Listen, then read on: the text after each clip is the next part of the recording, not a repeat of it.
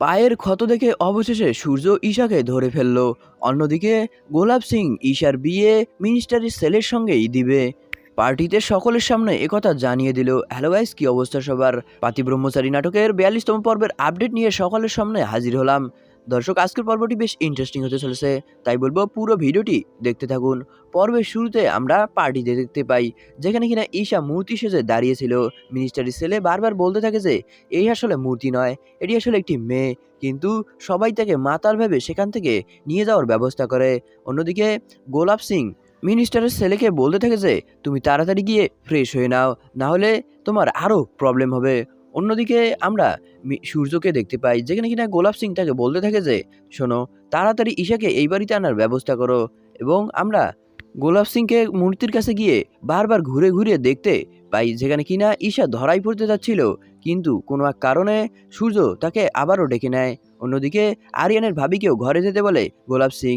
এদিকে আমরা সূর্যকে দেখতে পাই, সূর্য ঈশাকে বলতে থাকে যে তুমি যে মূর্তি সেজে দাঁড়িয়ে আছো, আমি এবারের মতো তোমাকে বাঁচিয়ে নিলাম, তাড়াতাড়ি নিজের টাকা নিয়ে এখান থেকে চলে যাও। কিন্তু আমরা দেখতে পাই ঈশা যখন টাকা নিতে চলে যায় তখন সেখানে থাকা রিসিপশনে লোকটি ঈশাকে টাকা দিতে একদমই অস্বীকার করে। ঠিক তখনই সূর্য সেখানে এসে উপস্থিত হয় এবং সেই লোকটি শার্টের কলার ধরে তার প্রাপ্ত টাকা ঈশাকে পাইয়ে দেয় এবং এক্সট্রা 2000 টাকাও নিয়ে দেয়। ঈশা যখন টাকা নিয়ে চলেই যাবে ঠিক তখনই আমরা দেখতে পাই যে ঈশার আসল সূর্যের হাতের সঙ্গে বেঁধে যায়, যার কারণে তার ঘুমটা খুলে যায়। ঠিক তখনই ঈশা মুখ ঘুরিয়ে সূর্যকে বুঝিয়ে দেয় যে তাড়াতাড়ি সেটি খুলে দিতে। ঠিক তখনই সূর্য সেটি খুলে দেয়, যার কারণে ঈশা এবারের মতো বেঁচে যায়। অন্যদিকে আমরা মনিকাকে দেখতে পাই যেখানে কিনা সে তার স্বামীকে বলতে থাকে যে আমার অনেক ক্ষুধা পেয়েছে। ঠিক তখনই তার দুলেভাই এসে উপস্থিত হয় এবং তাকে বলতে থাকে যে আপনারা তো আজকে ভালোই খাবার খেয়েছেন, পার্টিতে সে নানা রকমের খাবার।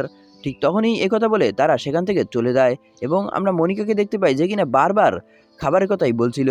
অন্যদিকে আমরা কাবিয়াকে দেখতে পাই যে কিনা বারবার আরিয়ানের কথা ভাবছিল। সে ভাবতে থাকে যে আরিয়ান কিভাবে তাকে 3টি বিপদের হাত থেকে রক্ষা করলো। সে হয়তোবা আরিয়ানের প্রেমেই পড়ে গিয়েছে। এই কথা যখন সে তার বোনকে বলতে যাবে ঠিক তখনই সে বুঝতে পারে যে সূর্য এই ঘরের দিকেই আসছে। ঠিক তখনই কাবিয়া বলতে থাকে যে এবারের মতো বেঁচে গেছি। অন্যদিকে আমরা সূর্যকে দেখতে পাই যে কিনা বাড়িতে এসে এদিক ওদিক ঈশাকে খুঁজতে থাকে, কিন্তু কোনো জায়গায় ঈশাকে খুঁজতে না পেয়ে সে ভাবতে থাকে যে হয়তোবা ঈশা মনে হয় কোনো বিপদে পড়েছে।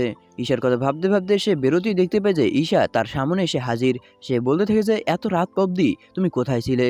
ঈশা সূর্যকে বলতে থাকে যে আমাকে নিয়ে এত ভাবার দরকার নেই, আর আপনি এত রাতে বাইরে কি করতেছেন?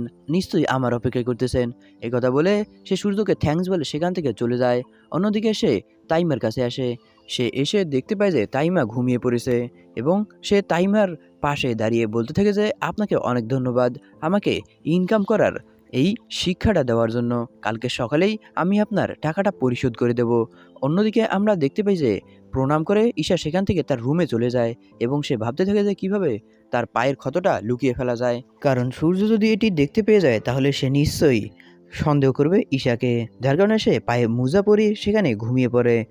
অন্যদিকে আমরা রাতের বেলায় সূর্যকে দেখতে পাই যে কিনা একটি চিকন তার দিয়ে ঈশার পায়ের মোজা খোলার চেষ্টা করে। তাহলে কি সূর্যের কাছে ধরা পড়েই যাবে ঈশা? কি হতে চলেছে আগামী পর্বে তা জানতে হলে এখনই আমাদের চ্যানেলকে সাবস্ক্রাইব করুন। আর এতক্ষণ আমাদের সাথে থাকার জন্য আপনাদের অসংখ্য ধন্যবাদ।